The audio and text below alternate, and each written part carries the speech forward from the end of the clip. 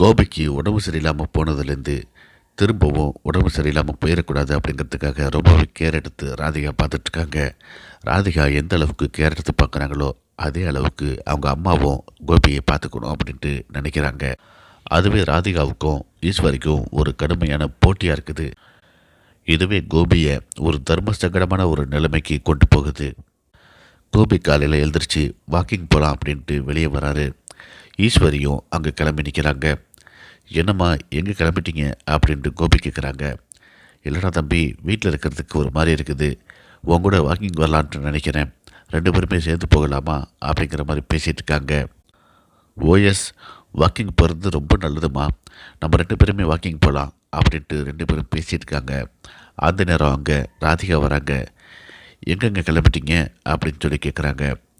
ஈஸ்வரி உடனே சொல்கிறாங்க, ஏன் எங்கே போனால் உனக்கு என்ன, உங்ககிட்ட சொல்லிட்டு தான் போகணுமா அப்படின்னு சொல்லி பேச்ச ஆரம்பிக்கிறாங்க. ஆமாம் இருங்கம்மா, நான் பேசிக்கிறேன் அப்படின்ட்டு கோபி சொல்கிறாரு. நாங்கள் 2 பேருமே சேர்ந்து வாக்கிங் போகிறோம் அப்படின்ட்டு கோபி சொல்கிறாரு. நானும் அதுக்காகத்தான் வந்தேன், சரி வாங்க அத்தை பின்னாடி வரட்டும், நம்ம முன்னாடி போகலாம் அப்படின்ட்டு கோபி கையை பிடிச்சி கூட்டிக்கிட்டு முன்னாடி போகிறாங்க. இதை பார்த்துட்டு ஈஸ்வரி அப்செட் ஆகி நிற்கிறாங்க.